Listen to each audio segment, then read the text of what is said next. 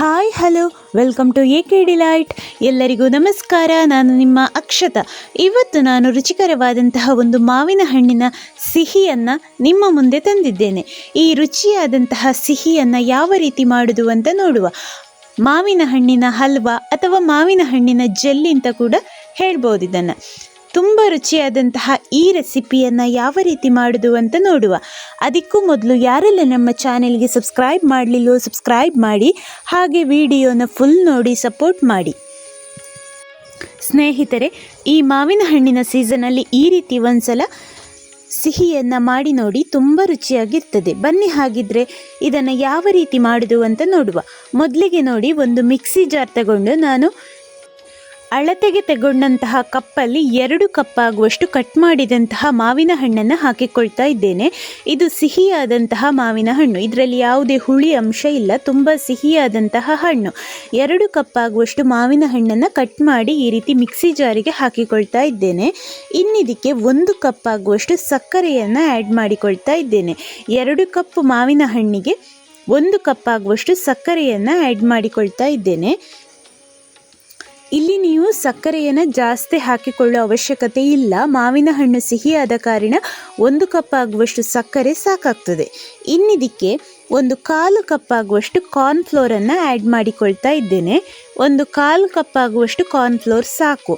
2 cup ಮಾವಿನ ಹಣ್ಣಿಗೆ 1/4 cup ಆಗುವಷ್ಟು ಕಾರ್ನ್ಫ್ಲೋರ್ ಹಾಕಿ, ಇನ್ನಿದಕ್ಕೆ ಯಾವುದೇ ನೀರೆಲ್ಲ ಹಾಕೋ ಅವಶ್ಯಕತೆ ಇಲ್ಲ. ಈ ರೀತಿ ನುಣ್ಣಗೆ ರುಬ್ಬಿಕೊಳ್ಬೇಕು. ಈ ರೀತಿ ನುಣ್ಣಗೆ ರುಬ್ಬಿದ ಮೇಲೆ ಇದನ್ನು ಒಂದು ಬಾಣಲೆಗೆ, ನೀವು ಯಾವ ಪಾತ್ರೆಯಲ್ಲಿ ಮಾಡ್ತೀರೋ ಅದೇ ಪಾತ್ರೆಗೆ ಶಿಫ್ಟ್ ಮಾಡಿಕೊಂಡ್ರೆ ಆಯಿತು. ನೀವು ಬೇಕಿದ್ರೆ ಪ್ಯಾನಲ್ಲಿ ಕೂಡ ಮಾಡಿಕೊಳ್ಬಹುದು, ನಾನ್ ಸ್ಟಿಕ್ ತವಾದಲ್ಲಿ ಕೂಡ ಮಾಡಿಕೊಳ್ಬಹುದು. ನಾನಿಲ್ಲಿ ಬಾಣಲೆಯನ್ನು ಯೂಸ್ ಮಾಡಿಕೊಳ್ತಾ ಇದ್ದೇನೆ. ಹಾಗಾಗಿ ಬಾಣಲೆಗೆ ಹಾಕಿ ಅದಕ್ಕೆ ಪುನಃ ಇನ್ನು 1 ಕಪ್ ಆಗುವಷ್ಟು ನೀರನ್ನು ಹಾಕಿಕೊಳ್ಬೇಕು. ನೀರನ್ನು ಹಾಕಿ ನೋಡಿ, ಈ ರೀತಿ ಚೆನ್ನಾಗಿ ಮಿಕ್ಸ್ ಮಾಡಿಕೊಳ್ಬೇಕು. ನೀವು ಯಾವ ಕಪ್ಪನ್ನು ಅಳತೆಗೆ ತಗೊಳ್ತೀರೋ ಅದೇ ಕಪ್ಪಲ್ಲಿ 1 ಕಪ್ ಆಗುವಷ್ಟು ನೀರನ್ನು ಹಾಕಿ ನೋಡಿ, ಈ ರೀತಿ ಚೆನ್ನಾಗಿ ಮಿಕ್ಸ್ ಮಾಡಿ ಸ್ಟವ್ ಮೇಲೆ ಇಟ್ಟು ಸ್ಟವ್ ಹಚ್ಚಿಕೊಳ್ಳಿ. ಇನ್ನಿದನ್ನು ನೋಡಿ ಈ ರೀತಿ ಚೆನ್ನಾಗಿ ಮಿಕ್ಸ್ ಮಾಡ್ತಾ ಇರಬೇಕು. ನಾನ್ ಸ್ಟಿಕ್ ತವ ಎಲ್ಲ ಆದರೆ ಅಷ್ಟು ಬೇಗ ಸೀದು ಹೋಗುವುದಿಲ್ಲ. ಈ ರೀತಿಯ ಬಾಣಲೆಲ್ಲಾದರೆ ಬೇಗ ಸೀದು ಹೋಗುವ ಚಾನ್ಸ್ ಇರ್ತದೆ. ಹಾಗಾಗಿ ನೀವು ಕೈ ಬಿಡಲಿಕ್ಕೆ ಹೋಗಬೇಡಿ. ಈ ರೀತಿ ಚೆನ್ನಾಗಿ ಮಿಕ್ಸ್ ಮಾಡ್ತಾ ಇರಿ. ದಪ್ಪ ಬಾಣಲೆ ಆದರೆ ಒಳ್ಳೆಯದು. ಸ್ವೀಟ್ ಮಾಡುವಾಗೆಲ್ಲ ದಪ್ಪ ಬಾಣಲೆ ಇದ್ದರೆ ತಳ ಹಿಡಿಯುವುದಿಲ್ಲ.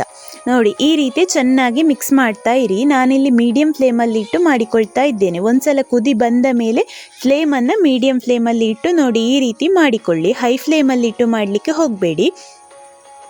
ನೋಡಿ, ಈ ರೀತಿ ಚೆನ್ನಾಗಿ ಮಿಕ್ಸ್ ಮಾಡ್ತಾ ಇರಬೇಕು. ತುಂಬ ಬೇಗ ಆಗ್ತದೆ ಇದು. ನೋಡಿ, ಈ ರೀತಿ ಮಿಕ್ಸ್ ಮಾಡ್ತಾ ಬನ್ನಿ. ಒಂದು 5 ನಿಮಿಷ ಆದ ಮೇಲೆ ನಾನಿದಕ್ಕೆ 1 ಚಮಚ ಆಗುವಷ್ಟು ತುಪ್ಪವನ್ನು ಹಾಕಿಕೊಳ್ತೇನೆ. ಇದಕ್ಕೊಂದು 4 ಚಮಚ ಆಗುವಷ್ಟು ತುಪ್ಪ ಸಾಕು. 2 ಕಪ್ ಆಗುವಷ್ಟು ಮಾವಿನ ಹಣ್ಣಿಗೆ ಒಂದು 4 ಚಮಚ ಆಗುವಷ್ಟು ತುಪ್ಪ ಸಾಕು. ತುಂಬ ತುಪ್ಪ ಎಲ್ಲ ಬೇಡ. ಈ ರೀತಿ ಒಂದ್ಸಲ ತುಪ್ಪ ಹಾಕಿದ ಮೇಲೆ ತುಪ್ಪ ಎಲ್ಲ ಈ ಮಾವಿನ ಹಣ್ಣು ಹೀರಿಕೊಳ್ಬೇಕು. ನಮ್ಮ ಮಿಶ್ರಣ ತುಪ್ಪ ಹೀರಿದ ನಂತರ ಪುನಃ ಇನ್ನೊಂದು ಚಮಚ ಆಗುವಷ್ಟು ತುಪ್ಪವನ್ನು ಆ್ಯಡ್ ಮಾಡಿ ಪುನಃ ಈ ರೀತಿ ಮಿಕ್ಸ್ ಮಾಡಿಕೊಳ್ಬೇಕು. ನೋಡಿ, ಪುನಃ ನಾನು 1 ಚಮಚ ಆಗುವಷ್ಟು ತುಪ್ಪವನ್ನು ಹಾಕಿ ನೋಡಿ ಈ ರೀತಿ ಚೆನ್ನಾಗಿ ಮಿಕ್ಸ್ ಮಾಡಿಕೊಳ್ತಾ ಇದ್ದೇನೆ. ತುಪ್ಪ ಎಲ್ಲ ಒಂದ್ಸಲ ಹೀರಿಕೊಂಡ ಮೇಲೆ ಪುನಃ ಇನ್ನೊಂದು ಚಮಚ ಆಗುವಷ್ಟು ತುಪ್ಪವನ್ನು ಹಾಕಿಕೊಳ್ಳಿ.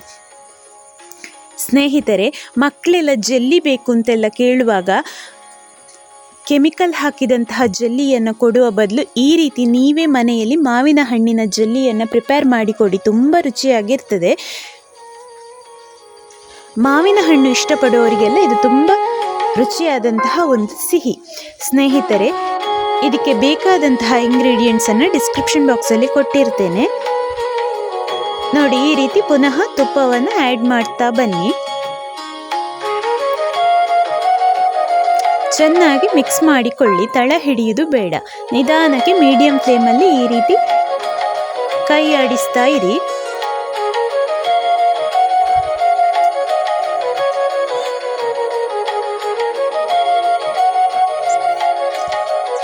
ಮಾವಿನ ಹಣ್ಣೆಲ್ಲ ಸಿಗುವಾಗ ಈ ರೀತಿ ಕೂಡ ಮಾಡಿಕೊಳ್ಳಬಹುದು.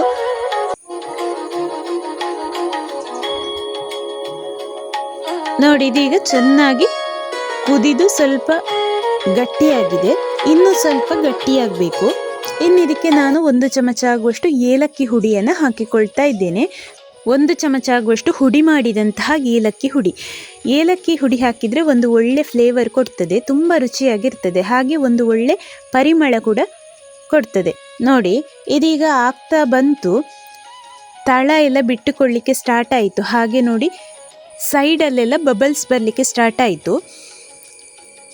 ಇದು ಇಷ್ಟ ಆದರೆ ಸಾಕು. ಇನ್ನಿದನ್ನು ಸ್ಟವ್ ಆಫ್ ಮಾಡಿ ಒಂದು ಬಟರ್ ಪೇಪರ್ ಹಾಕಿದಂತಹ ಪ್ಲೇಟಿಗೆ ಹಾಕಿ ತಣ್ಣಗಾಗಲಿಕ್ಕೆ ಬಿಡಬೇಕು. ನಾನು ಆಲ್ರೆಡಿ ಬಟರ್ ಪೇಪರ್ ಹಾಕಿ ಇಟ್ಟಿದ್ದೇನೆ ಒಂದು ಪ್ಲೇಟಿಗೆ. ಇನ್ನಿದನ್ನು ನೋಡಿ ಈ ರೀತಿ ಬಟರ್ ಪೇಪರ್ ಹಾಕಿದಂತಹ ಪ್ಲೇಟಿಗೆ ಹಾಕಿಕೊಂಡ್ರಾಯಿತು. ನಾನಿಲ್ಲಿ ಸ್ವಲ್ಪ ತೆಳುವಾಗಿ ಹಾಕಿಕೊಳ್ತಾ ಇದ್ದೇನೆ. ನೀವು ಬೇಕಿದ್ರೆ ಸ್ವಲ್ಪ ದಪ್ಪಕ್ಕೆ ಸಣ್ಣ ಪ್ಲೇಟಲ್ಲಿ ಕೂಡ ಹಾಕಿಕೊಳ್ಬಹುದು. ಸ್ವಲ್ಪ ದಪ್ಪ ಬೇಕು ಅಂತಿದ್ರೆ ಸಣ್ಣ ಪ್ಲೇಟಿಗೆ ಹಾಕಿಕೊಳ್ಳಿ. ನಾನಿಲ್ಲಿ ತೆಳುವಾಗಿರಲಿ ಅಂತ ಸ್ವಲ್ಪ ದೊಡ್ಡ ಪ್ಲೇಟಿಗೆ ಹಾಕಿಕೊಂಡಿದ್ದೇನೆ. ಇನ್ನಿದು ಸಂಪೂರ್ಣವಾಗಿ ತಣ್ಣಗಾಗಬೇಕು. ತಣ್ಣಗಾದ ಮೇಲೆ ನಾವು ಯಾವ ಶೇಪಲ್ಲಿ ಯಾವ ಸೈಜಲ್ಲಿ ಬೇಕು ಆ ರೀತಿ ಕಟ್ ಮಾಡಿಕೊಂಡ್ರಾಯಿತು. ಇದಕ್ಕೆ ಮೇಲಿಂದೆಲ್ಲ ತುಪ್ಪ ಹಾಕುವ ಅವಶ್ಯಕತೆ ಇಲ್ಲ. ಈ ರೀತಿ ಒಂದ್ಸಲ ಸೆಟ್ ಮಾಡಿಕೊಂಡ್ರೆ ಸಾಕು. ಇನ್ನಿದು ಸಂಪೂರ್ಣವಾಗಿ ತಣ್ಣಗಾಗಬೇಕು. ನೋಡಿ ಇದೀಗ ತಣ್ಣಗಾಗಿದೆ. ನೋಡಿ ಕೈಗೆಲ್ಲ ಹಿಡ್ಕೊಳ್ಳೋದಿಲ್ಲ, ತುಂಬ ಪರ್ಫೆಕ್ಟಾಗಿ ಬಂದಿದೆ. ಇನ್ನಿದನ್ನು ನಿಮಗೆ ಯಾವ ಶೇಪಲ್ಲಿ ಬೇಕು ಆ ಶೇಪಲ್ಲಿ ಕಟ್ ಮಾಡಿಕೊಂಡ್ರಾಯಿತು. ನಾನಿಲ್ಲಿ ಸ್ವಲ್ಪ ಅಗಲವಾಗಿ ಕಟ್ ಮಾಡಿಕೊಂಡಿದ್ದೇನೆ. ನಿಮಗೆ ಜೆಲ್ಲಿ ಟೈಪಲ್ಲಿ ಬೇಕು ಅಂತಾದರೆ ಸಣ್ಣ ಸಣ್ಣ ತುಂಡುಗಳನ್ನಾಗಿ ಕೂಡ ಕಟ್ ಮಾಡಿಕೊಳ್ಳಬಹುದು. ಇನ್ನಿದನ್ನು ಇನ್ನೊಂದು ಪ್ಲೇಟಿಗೆ ಹಾಕಿ ಬಟರ್ ಪೇಪರನ್ನು ತೆಗೆದ್ರೆ ನಮಗೆ ರುಚಿಕರವಾದಂತಹ ಮಾವಿನ ಹಣ್ಣಿನ ಹಲ್ವಾ ಅಥವಾ ಮಾವಿನ ಹಣ್ಣಿನ ಜೆಲ್ಲಿ ಯಾವ ರೀತಿ ಬೇಕಿದ್ರೂ ಕರಿಬಹುದು, ರೆಡಿ ಆಗ್ತದೆ. ನೋಡಿ ಈ ರೀತಿ ಮೆಲ್ಲಗೆ ಬಟರ್ ಪೇಪರನ್ನು ತೆಗೆದ್ರಾಯಿತು. ತುಂಬ ಸಾಫ್ಟಾಗಿ ತುಂಬ ರುಚಿಯಾಗಿರ್ತದೆ. ನೋಡಿ ಈ ರೀತಿ ಬರ್ತದೆ.